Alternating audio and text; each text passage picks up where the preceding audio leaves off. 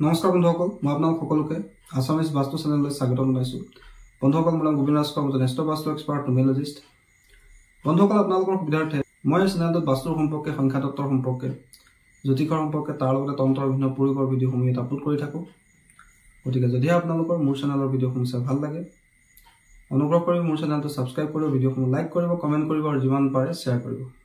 বন্ধুসকল, আজি মই আপোনালোকৰ লগত আপোনাৰ গাড়ীখনৰ যাতে কোনো কাৰণতে এক্সিডেণ্ট নহয়, আপোনাৰ গাড়ীখন যাতে সদায় ভাল অৱস্থাত থাকে, কাৰিকৰী বিজুতি নহয়, সেই সম্পৰ্কে কেইটামান বাস্তু টিপছ দিবলৈ আগবাঢ়িছোঁ। বন্ধুসকল, আজিৰ যুগত প্ৰত্যেকৰ ঘৰতে এখন নহয় এখন গাড়ী প্ৰায় আছেই। প্ৰত্যেকে নিজৰ গাড়ীখনক খুব কেয়াৰো ৰাখে, সদায় গাড়ীখন ভালকৈ চাফ চিকুণ কৰে। কিন্তু তথাপিতো কিছুমানৰ কি হয়, গাড়ীসমূহৰ কিবা নহয় কিবা এটা বিজুতি হৈয়ে থাকে, বা পটকৈ ক'ৰবাত ঘঁহনি খাই যায়, পটকৈ ক'ৰবাত লাগি যায়। ভালকৈ ইমান সাৱধানে চলোৱাৰ পিছতো তেওঁলোকৰ এই ক্ষয় ক্ষতিবিলাক হৈ থাকে, বা গাড়ীখনে তেওঁলোকক জ্বলা পলা দেখাই দিয়ে কেতিয়াবা। এই ক্ষেত্ৰত অৱশ্যে তেওঁলোকে নিজৰ গাড়ীৰ নাম্বাৰটো চাই ল'ব লাগে। যদিহে আপোনাৰ গাড়ীখনৰ গোটেইকেইটা সংখ্যা যোগ কৰিলে 7 নম্বৰত আহে, 8 নম্বৰত আহে, 4 নম্বৰত আহে বা 2 নম্বৰত আহে, তেন্তে আপোনালোকৰ গাড়ীখনৰ কিবা নহয় কিবা এটা সমস্যা চলি থাকিব পাৰে। গতিকে তাৰ কাৰণে আপোনালোকে মই এই গাড়ী নাম্বাৰৰ নিউমেৰলজি সম্পৰ্কে ভিডিঅ' এটা আপলোড কৰা আছে। সেই ভিডিঅ'টোত গৈ আপোনালোকে কেনেকৈ নিজৰ গাড়ী নাম্বাৰটো চিলেক্ট কৰিব লাগে, বা যদি কিবা ভুল হৈ আছে তাক কেনেকৈ ঠিক কৰিব লাগে, সেই বিষয়ে জানি ল'ব। প্ৰথম কথা হ'ল যে আমি গাড়ীখন কোন দিশত পাৰ্কিং কৰিব লাগে। অকল গাড়ী হৈছে শুক্ৰ আৰু শনিৰ সংমিশ্ৰণ।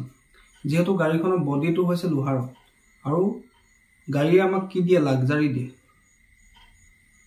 লাক্সাৰী প্ৰদান কৰে, কমফৰ্ট প্ৰদান কৰে। গতিকে গাড়ী শুক্ৰ আৰু শনিৰ মিশ্ৰণ। গতিকে আমি যিমান পাৰোঁ নিজৰ গাড়ীখন, আমাৰ ঘৰৰ পাৰ্কিং প্লেচটো সদায় উত্তৰ পশ্চিম, উত্তৰ পূব, দক্ষিণ পূব, দক্ষিণ পশ্চিম বা পশ্চিম দিশত হ'ব লাগে। এতিয়াও বন্ধুসকল, নৰ্থ ইষ্টত গাড়ী পাৰ্কিং কৰিব নালাগে। গাড়ী পাৰ্কিং যদি নৰ্থ ইষ্টত নিৰ্মাণ কৰে, নৰ্থ ইষ্টটো সদায় আমি লাইটকৈ ৰাখিবলৈ কওঁ, ধৰক পাতলাকৈ ৰাখিবলৈ কওঁ। সেই স্থানত যদি আপুনি গাড়ীখন ৰাখি দিয়ে আপোনাৰ ঘৰত, তেন্তে সেই স্থানটো গধুৰ হৈ যায়। গধুৰ হৈ গ'লেই নৰ্থ ইষ্টৰ এনাৰ্জি দূষিত হৈ যায় আৰু সি আপোনাক সমস্যা দিব পাৰে। গতিকে নৰ্থ ইষ্টক বাদ দি আপুনি সকলো দিশতে আপোনাৰ গাড়ী পাৰ্কিং কৰাব পাৰে। কিন্তু চবচে বেষ্ট হৈছে দক্ষিণ পূব আৰু উত্তৰ পশ্চিম আৰু পশ্চিম দিশত গাড়ী পাৰ্কিং কৰিলে অত্যন্ত শুভ। বন্ধুসকল, এতিয়া কথা হ'ল যে আমি নিজৰ গাড়ীখন দুৰ্ঘটনামুক্ত কৰি ৰাখিবলৈ কি কি কৰিব লাগে। প্ৰথম কথা হ'ল আমি গাড়ীখনৰ নাম্বাৰটো সঠিককৈ ল'ব লাগে, বা যদি ভুল হৈ আছে তাৰ কাৰেকশ্যন সংখ্যাতত্ব অনুসৰি কৰি ল'ব লাগে। দ্বিতীয়তে, আমাৰ গাড়ীখনৰ ভিতৰ চোৱা আমি সদায় পজিটিভ কৰি ৰাখিবৰ কাৰণে তাত আমি ভগৱানৰ চিত্ৰ এভাগ ৰাখিব লাগে। গণেশ দেৱতা হওক, হনুমান দেৱতা হওক, মহাদেৱ হওক, শ্ৰীকৃষ্ণ হওক, যিকোনো এজন ভগৱানৰ মূৰ্তি বা চিত্ৰখন আমি লগাই ৰাখিব লাগে। দ্বিতীয়তে, আমি আমাৰ গাড়ীখনৰ ভিতৰত সদায় হনুমান চালিচা হৈ ৰাখিব লাগে। বন্ধুসকল, এক্সিডেণ্টৰ কাৰক গ্ৰহটো হৈছে মংগল। যিহেতু আমাৰ গাড়ীখন গতিত যায়, স্পীডত যায়, স্পীডৰ কাৰকো মংগল।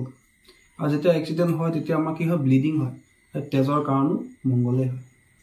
গতিকে আমি মংগল গ্ৰহটোক কণ্ট্ৰল কৰি ৰাখিবৰ কাৰণে আমাৰ লগত সদায় হনুমান চালিচা এখন ৰাখিব লাগে গাড়ীৰ ভিতৰত। তাৰোপৰি আমি যদি আমাৰ গাড়ীখন খুব বেয়া হৈ থাকে, ধৰক আমি গাড়ী বিজনেছ কৰোঁ, আমাৰ খুব গাড়ীখন বেয়া হৈ থাকে, সৰু সৰু দুৰ্ঘটনা হৈ থাকে, তেন্তে আমি গাড়ীখনত সিদ্ধ মাৰুতি যন্ত্ৰ এটা স্থাপন কৰিব লাগে। মাৰুতি অৰ্থাৎ হনুমান যন্ত্ৰ, বিঘ্ননাশক সিদ্ধ মাৰুতি যন্ত্ৰ এটা স্থাপন কৰিব লাগে। এনে কৰিলে হনুমান দেৱতাই আমাক যিকোনো বিপদ হানিৰ পৰা ৰক্ষা কৰে। অৱশ্যে সেই যন্ত্ৰভাগ সিদ্ধ কৰাৰ প্ৰয়োজন আছে। সিদ্ধ কৰাৰ পিছতহে আপুনি নিজৰ গাড়ীত স্থাপন কৰিব লাগে।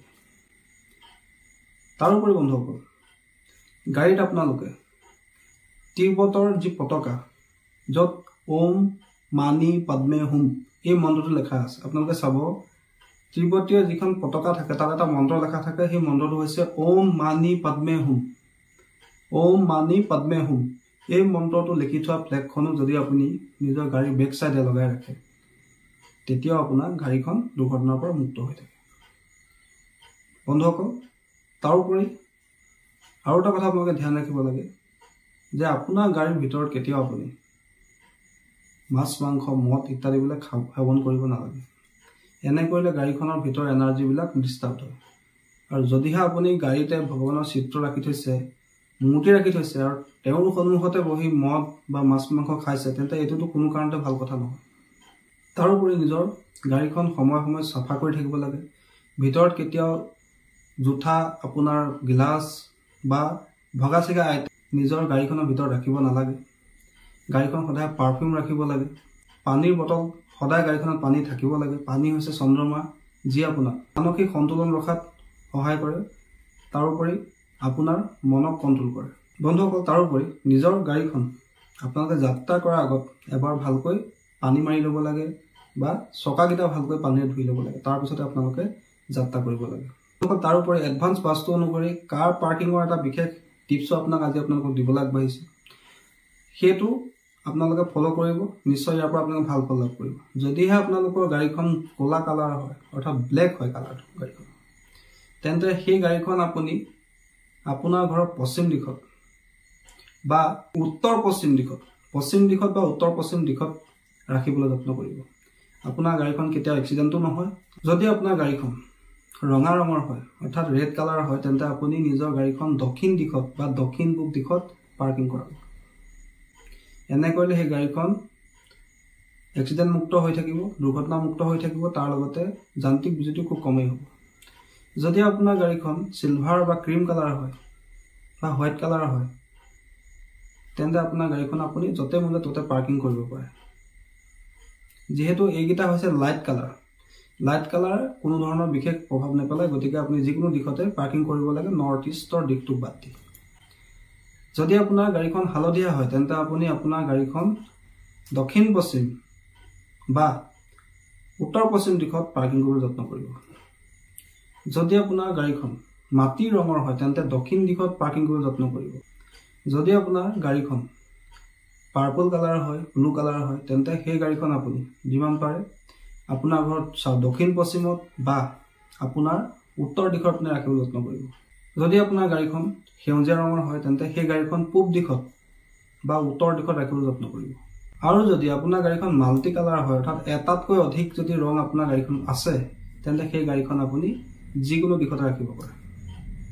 বন্ধুসকল, আশা কৰিছোঁ আজি আপোনালোকৰ এই কাৰ সম্পৰ্কীয় বাস্তু টিপছ কেইটা জানি ভাল লাগিলে। যদি ভাল লাগিলে অনুগ্ৰহ কৰি ভিডিঅ'টো লাইক কৰি দিব, কমেণ্ট কৰিব আৰু মোৰ চেনেলটো ছাবস্ক্ৰাইব কৰিব। ধন্যবাদ।